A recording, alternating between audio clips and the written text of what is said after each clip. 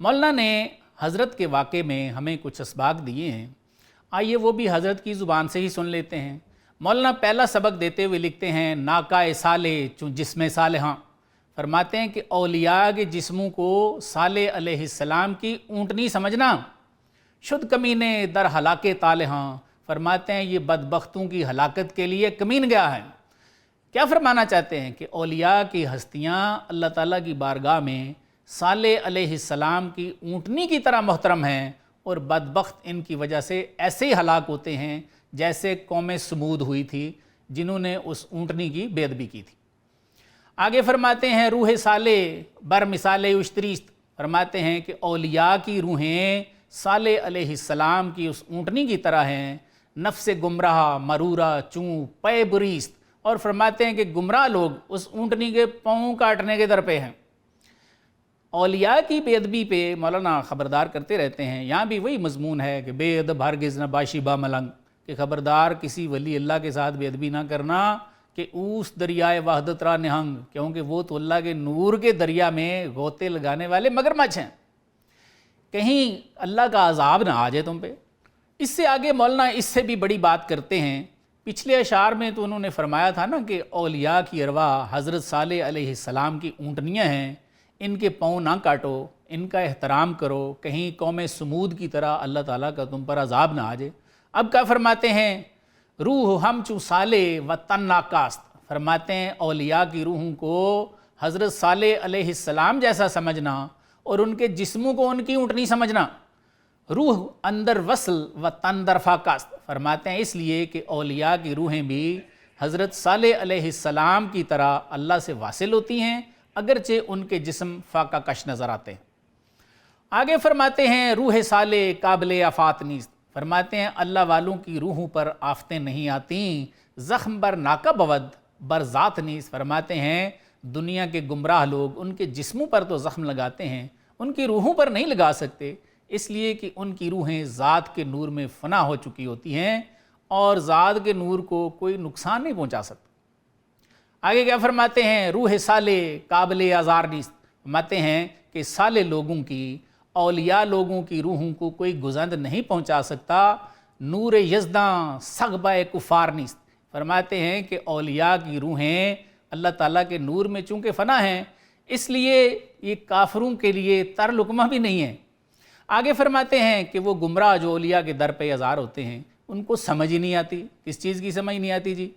مولانا فرماتے ہیں بے خبر کہ آزار این آزار اوست، فرماتے ہیں ان کو یہ خبر ہی نہیں ہوتی کہ ان کو تکلیف دینا اللہ کو تکلیف دینا ہے، آب خم متصل با آب جوست، اور کیا خبر نہیں ہوتی کہ ان کے مٹکے کا پانی اللہ کے نور کی ازلی نہر کے ساتھ متصل ہوتا ہے، یعنی یہ واصل باللہ ہیں۔ یہ سورہ زمر کی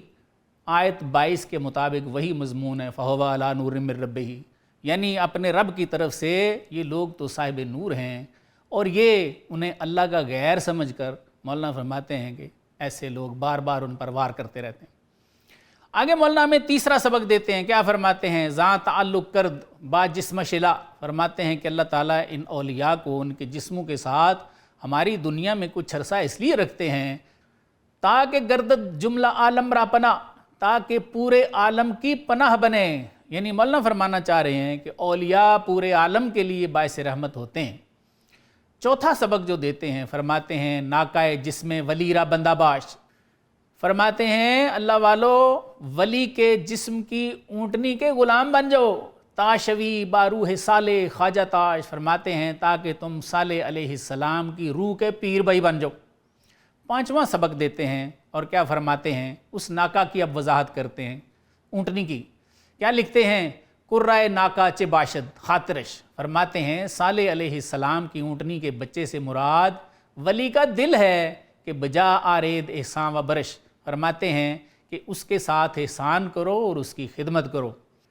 آگے فرماتے ہیں گر بجا آیت دلش رستے دزاں، فرماتے ہیں کہ اونٹنی کی طرح اگر ولی کا دل بھی تمہارے لیے صاف ہو جائے تو تم رہائی پا جاؤ گے، ورنہ نا امیدید و سادھا گزاں،